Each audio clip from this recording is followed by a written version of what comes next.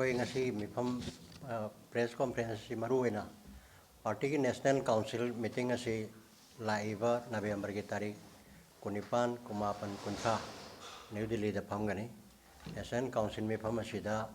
ꯃꯔꯨꯑꯣꯏꯅ ꯃꯅꯤꯄꯨꯔꯒꯤ ꯉꯁꯤ ꯑꯃ ꯑꯣꯏꯔꯛꯏꯕ ꯀ꯭ꯔꯥꯏꯁꯤꯁ ꯑꯁꯤꯒꯤ ꯃꯇꯥꯡ ꯑꯇꯩ ꯑꯇꯩ ꯃꯌꯥꯝ ꯈꯟꯅꯔꯛꯄ ꯂꯣꯏꯅꯅ ꯈꯟꯅꯒꯅꯤ꯫ ꯂꯣꯏꯅꯅ ꯑꯩꯈꯣꯏ ꯃꯅꯤꯄꯨꯔꯒꯤ ꯀ꯭ꯔꯥꯏꯁꯤꯁ ꯃꯦꯒꯤ ꯇꯥꯔꯤꯛ 3ꯗꯒꯤ ꯍꯧꯈꯤꯕ ꯑꯁꯤꯒꯤ ꯃꯔꯛꯁꯤꯗ 3 times ꯚꯤꯖꯤꯠ ꯇꯧꯔꯛꯑꯝꯕ ꯑꯩꯈꯣꯏꯒꯤ MP ꯔꯥꯖ꯭ꯌ ꯁꯚꯥꯒꯤ P. Santosh Kumar ꯃꯍꯥꯛꯃꯛꯅꯁꯨ ꯉꯔꯥꯡꯃꯛ ꯇꯥꯔꯤꯛ 15 ꯑꯩꯈꯣꯏꯒꯤ ꯔꯥꯖ꯭ꯌ ꯁꯚꯥꯒꯤ ꯆꯤꯌꯥꯔꯃꯦꯟꯗ ꯑꯏꯕ ꯑꯣꯏꯅ ꯄꯤꯔꯒ ꯈꯪꯍꯟꯈ꯭ꯔꯦ꯫ ꯃꯅꯤꯄꯨꯔꯤ ꯀ꯭ꯔꯥꯏꯁꯤꯁꯀꯤ ꯃꯇꯥꯡꯗ ꯐꯖꯅ ꯄꯜꯂꯒ ꯍꯥꯏꯗꯤ ꯃꯤꯌꯥꯝꯅ ꯉꯁꯤ ꯋꯥꯔꯤꯕ ꯅꯪꯉꯤꯕ ꯏꯀꯣꯅꯣꯃꯤꯀꯦꯜꯂꯤ ꯁꯣꯁꯤꯌꯦꯜꯂꯤ ꯀꯩꯅꯣ ꯃꯌꯥꯝꯁꯤ ꯄ꯭ꯂꯦꯖꯔ ꯃꯌꯥꯝꯁꯤ ꯄꯟꯕꯒ ꯂꯣꯏꯅꯅ ꯉꯔꯥꯡꯁꯤ ꯑꯩꯈꯣꯏ ꯄꯨꯝꯅꯃꯛꯅ ꯈꯪꯉꯤ ꯄꯥꯔꯂꯥꯃꯦꯟ ꯑꯦꯖꯣꯔꯟ ꯇꯧꯈꯤ꯫ ꯉꯁꯤꯁꯤꯅ ꯑꯩꯈꯣꯏꯒꯤ ꯀꯟꯁꯇꯤꯇ꯭ꯌꯨꯁꯟ 1949ꯒꯤ ꯑꯗꯨꯅ ꯅꯕꯦꯝꯕꯔ 23ꯗ ꯍꯧꯗꯣꯛꯈꯤꯕꯗꯨꯒꯤ ꯉꯁꯤꯁꯤ ꯂꯦꯞꯄꯦ꯫ ꯁꯁꯄꯦꯟ ꯇꯧꯔꯒ ꯁꯤ ꯋꯥꯐꯝ ꯑꯁꯤ ꯌꯥꯝ ꯃꯃꯨꯠ ꯇꯥꯅ ꯈꯟꯅꯒꯗꯕꯅꯤ ꯍꯥꯏꯕꯁꯤ ꯄꯜꯂꯦ꯫ ꯑꯗꯨꯒ ꯑꯩꯈꯣꯏ ꯄꯨꯝꯅꯃꯛꯅꯁꯨ ꯈꯪꯉꯤ ꯏꯀꯨꯏ ꯀꯨꯏꯗꯅ ꯒꯤꯔꯤꯒꯤ ꯊꯣꯛꯈ꯭ꯔꯤꯕ ꯊꯧꯗꯣꯛ ꯑꯗꯩ ꯉꯔꯥꯡ ꯅꯍꯥꯟꯗ ꯌꯥꯝꯅ ꯔꯦꯁꯄꯣꯟꯁꯤꯕꯜ ꯑꯣꯏꯕ ꯄꯥꯔꯁꯟ ꯑꯃꯅ ꯍꯥꯏꯗꯤ ꯁꯥꯏꯀꯣꯔꯠ ꯀꯦꯟꯗ꯭ꯔꯗꯒꯤ ꯀꯥꯔꯛꯄ MLAꯅ ꯍꯥꯏꯈꯤꯕ ꯋꯥꯐꯝ ꯃꯌꯥꯝꯁꯤ ꯃꯌꯥꯝ ꯄꯨꯝꯅꯃꯛꯅ ꯈꯪꯉꯦ꯫ ꯁꯤ ꯌꯥꯝꯅ ꯏꯔꯦꯁꯄꯣꯟꯁꯤꯕꯜ ꯑꯣꯏꯕ ꯋꯥꯐꯝꯅꯤ꯫ ꯑꯗꯨꯕꯨ ꯉꯁꯤꯒꯤ ꯑꯩꯈꯣꯏꯒꯤ ꯁ꯭ꯇꯦꯠꯀꯤ ꯍꯦꯗ ꯑꯣꯐ ꯗꯤ ꯒꯚꯔꯟꯃꯦꯟꯠ ꯑꯣꯏꯔꯤꯕ ꯆꯤꯐ ꯃꯤꯅꯤꯁꯇꯔꯅ ꯀꯔꯤꯒꯨꯝꯕ ꯃꯈꯜ ꯑꯃꯠꯇꯒꯤ ꯑꯦꯛꯁꯟ ꯂꯧꯕꯒꯤ ꯋꯥ ꯄꯟꯗꯕ ꯁꯤ ꯃꯈꯣꯏ ꯂꯣꯏꯅꯃꯛ ꯈꯪꯉꯕꯅꯤ꯫ ꯑꯗꯨꯅ ꯀꯔꯤꯒꯨꯝꯕ ꯂꯩꯔꯤꯕ ꯃꯅꯤꯄꯨꯔ ꯀ꯭ꯔꯥꯏꯁꯤꯁꯁꯦ ꯑꯩꯈꯣꯏ ꯀꯝꯃꯨꯅꯤꯁꯠ ꯄꯥꯔꯇꯤꯅ ꯕꯔꯥꯕꯔ ꯍꯥꯏꯖꯕꯗꯨꯅꯤ ꯀꯔꯤꯒꯨꯝꯕ ꯀꯩꯅꯣ ꯑꯃ ꯊꯦꯁꯤꯁ ꯑꯃ ꯂꯩꯔꯒꯗꯤ ꯑꯦꯟꯇꯤ ꯊꯦꯁꯤꯁ ꯂꯩꯒꯅꯤ꯫ ꯑꯗꯨꯅ ꯃꯗꯨ ꯁꯦꯟꯊꯔꯊꯥꯏꯖ ꯇꯧꯗꯧꯅꯤ꯫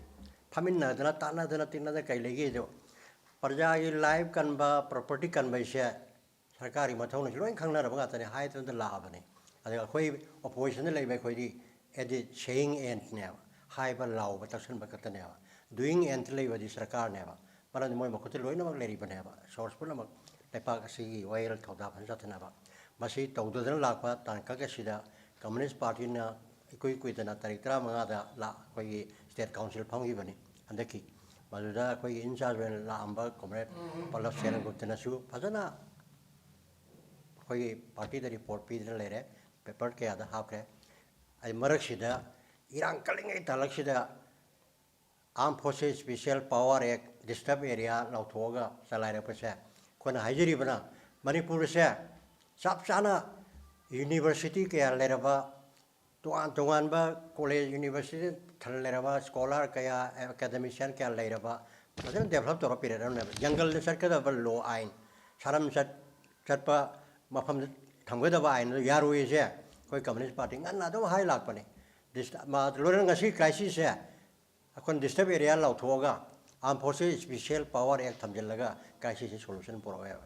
ꯃꯔꯝꯗꯤ ꯍꯧꯖꯤꯛ ꯗꯦꯃꯣꯀ꯭ꯔꯦꯇꯤꯛ ꯏꯔꯥꯅꯦꯕ ꯗꯦꯃꯣꯀ꯭ꯔꯦꯇꯤꯀꯦꯜꯂꯤ ꯈꯜꯂꯕ ꯃꯤꯍꯨꯠ ꯂꯩꯔꯦ꯫ ꯑꯦꯁꯦꯝꯕ꯭ꯂꯤ ꯐꯖꯅ ꯐꯝꯃꯒ ꯅꯩꯅꯗꯅ ꯇꯥꯟꯅꯔ ꯇꯤꯟꯅꯔ ꯇꯧꯒꯗꯕ ꯄꯣꯠ ꯉꯥꯛꯇꯅꯦꯕ꯫ ꯑꯃꯃꯨꯛ ꯍꯥꯏ ꯄꯪꯍꯥꯏꯗ ꯍꯥꯏꯅꯕꯒꯤ ꯀꯜꯆꯔ ꯑꯃ ꯂꯥꯛꯄ ꯂꯣꯏꯅꯅ ꯑꯩꯈꯣꯏꯒꯤ ꯀꯟꯐꯤꯗꯦꯟꯁꯤꯌꯦꯜ ꯀ꯭ꯔꯥꯏꯁꯤꯁ ꯑꯃꯒ ꯊꯥꯖꯅꯗꯕ ꯑꯃ ꯉꯁꯤꯗꯤ ꯐꯖꯅ ꯂꯩꯔꯦꯕ꯫ ꯁꯨꯝꯕ ꯇꯟꯖꯥ ꯑꯁꯤꯗ ꯑꯩꯈꯣꯏꯅ ꯑꯥꯔꯝ ꯐꯣꯔꯁꯦꯁꯀꯤ ꯊꯝꯃꯒ ꯃꯗꯨꯅ ꯁꯣꯂꯨꯁꯟ ꯂꯥꯛꯑꯣꯏ ꯂꯣꯏꯅꯅ ꯁꯦꯟꯇꯔꯗꯒꯤ ꯑꯍꯦꯟꯕ ꯄꯦꯔꯥꯃꯤꯂꯤꯇꯔꯤ ꯐꯣꯔꯁ ꯃꯌꯥꯝ ꯂꯥꯛꯑꯦꯕ꯫ ꯕꯠ ꯉꯁꯤ ꯐꯥꯎꯕ ꯅꯦꯁꯅꯦꯜ ꯍꯥꯏꯋꯦꯁꯤ ꯑꯩꯈꯣꯏꯅ ꯌꯥꯝꯅ ꯁꯦꯀ꯭ꯌꯨꯔ ꯑꯣꯏꯅ ꯑꯩꯈꯣꯏꯒꯤ ꯆꯪꯒꯗꯕ ꯁ꯭ꯇꯦꯠ ꯑꯁꯤꯒꯤ ꯄꯣꯠꯂꯝ ꯆꯩꯆꯔꯝ ꯄꯨꯔꯛꯀꯗꯕꯁꯦ ꯉꯁꯤ ꯐꯥꯎꯕ ꯃꯄꯨꯡ ꯐꯥꯅ ꯐ꯭ꯔꯤ ꯑꯣꯏꯍꯟꯕ ꯉꯝꯗꯦ꯫ ꯁꯤ ꯄ꯭ꯔꯤꯊꯤꯕꯤꯒꯤ ꯂꯣ ꯄꯨꯝꯅꯃꯛꯅ ꯌꯥꯗꯕ ꯅꯦꯁꯅꯦꯜ ꯍꯥꯏꯋꯦꯗ ꯕ꯭ꯂꯣꯀꯦꯠ ꯇꯧꯔ ꯊꯝꯕ ꯁꯤ ꯉꯁꯤ ꯐꯥꯎꯕꯗ ꯍꯟꯖꯟ ꯍꯥꯏꯔꯛꯑ ꯐꯥꯎꯗ ꯀꯩꯝꯇ ꯇꯥꯗꯕꯁꯦ ꯃꯁꯤꯅꯦ ꯑꯩꯈꯣꯏꯅ ꯌꯥꯝꯅ ꯍꯥꯏꯗꯤ ꯀꯟꯗꯦꯝ ꯇꯧꯔꯤꯁꯤ ꯌꯥꯝ ꯁꯦꯡꯅ ꯍꯥꯏꯗꯤ ꯑꯥꯔꯝ ꯐꯣꯔꯁꯦꯁ ꯁ꯭ꯄꯦꯁꯤꯌꯦꯜ ꯄꯥꯋꯔ ꯑꯦꯛ ꯊꯝꯂꯒ ꯗꯤꯁꯇꯔꯕ ꯑꯦꯔꯤꯌꯥ ꯂꯧꯊꯣꯛꯑꯒ ꯁꯣꯂꯨꯁꯟ ꯄꯨꯔꯛꯇꯦꯁꯤ ꯀꯨꯏꯔꯦ ꯂꯣꯡ ꯕꯦꯛ 1980 ꯁꯤꯟꯁ ꯂꯣꯡ ꯕꯦꯛ ꯂꯥꯛꯑꯦꯕ ꯀꯔꯤ ꯂꯥꯛꯑꯒꯦꯕ ꯑꯗꯨ ꯃꯊꯛ ꯑꯩꯈꯣꯏ ꯍꯥꯏꯅ ꯂꯩꯔꯤꯕꯁꯤ ꯀꯗꯥꯏꯗꯒꯤ ꯍꯧꯔꯛꯏꯕꯅꯣ ꯀꯩꯗꯒꯤ ꯍꯧꯔꯛꯈꯤꯕꯅꯣ ꯁꯦ ꯆꯞ ꯆꯥꯅ ꯊꯤꯖꯤꯜꯂꯒ ꯈꯪꯗꯣꯛꯑꯒ ꯃꯗꯨꯒꯤ ꯁꯣꯂꯨꯁꯟ ꯄꯨꯔꯛꯅꯕ ꯍꯣꯠꯅꯒꯗꯕꯅꯦꯕ꯫ ꯑꯗ ꯉꯁꯤꯗꯤ ꯑꯩꯈꯣꯏ ꯄꯨꯝꯅꯃꯛꯅ ꯈꯪꯉꯦ ꯗꯦꯃꯣꯀ꯭ꯔꯦꯇꯤꯛ ꯀꯟꯇ꯭ꯔꯤ ꯑꯃꯗ ꯗꯦꯃꯣꯀ꯭ꯔꯦꯇꯤꯀꯦꯜꯂꯤ ꯔꯨꯜ ꯇꯧꯒꯗꯕ ꯂꯩꯉꯥꯛ ꯁꯥꯁꯣꯔ ꯄꯥꯏꯔꯤꯕ ꯀꯥꯡꯕꯨꯅ ꯄ꯭ꯔꯖꯥ ꯃꯤꯌꯥꯝ ꯑꯁꯤꯕꯨ ꯆꯞ ꯆꯥꯅ ꯑꯣꯔꯗꯔ ꯇꯧꯗ꯭ꯔꯦ꯫ ꯄꯤꯄꯜꯁꯨ ꯑꯣꯔꯗꯔ ꯇꯧꯒꯗꯕꯅꯦꯕ ꯃꯔꯝꯗꯤ peoples are the real master owner of the country of the ꯁ꯭ꯇꯦꯠꯅꯦ꯫ ꯂꯩꯄꯥꯛꯀꯤ ꯑꯁꯦꯡꯕ ꯃꯄꯨ ꯄ꯭ꯔꯖꯥ ꯃꯤꯌꯥꯝ ꯉꯁꯤ ꯀꯗꯥꯏ ꯌꯧꯔꯒꯦ ꯋꯥꯕꯗ education is lamda yang biro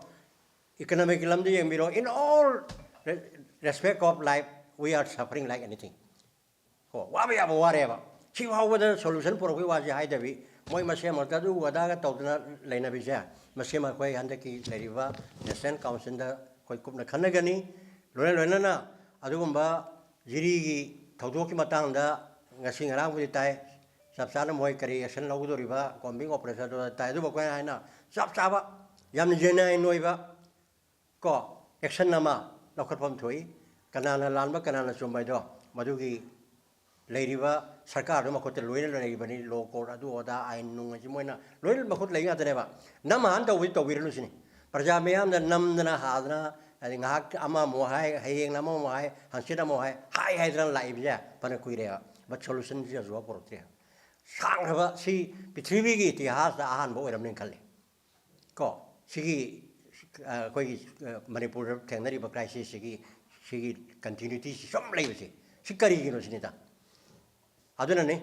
khoi party national council mamangi phamad ju hai rabani chief minister ama obeda ma sabsana mathau pangthok pangam draba chief minister ama ju oire ma control to bangam dre magi mla sing ma sabsan control to di mantri control to bangam dre adun maram adun ma sa better to resign je khoi adum party mamangi national council law andak su khona ji hari sa khoi yam sena to an ba opinion lewi but punama do hausisu athu moi special session ko we have assembly ki khanana ba kera live report me aji khandara ga naina ga tanara ga ina haje hi ba thesis amal le di antithesis la kani thesis antithesis to synthesize to ba paminara ga tala lo sinmam changya aduni sumana khoi ha tek live parliament sei da khoi level de ki khoi masing yang da ba yai but parliament ta manipur gi issue ne khanna view haiba khoi sanjos kumar na hairi ba se ate business suspend tawraga khoi gi manipur gi problems ji han khana ga dunu se sigi matang sini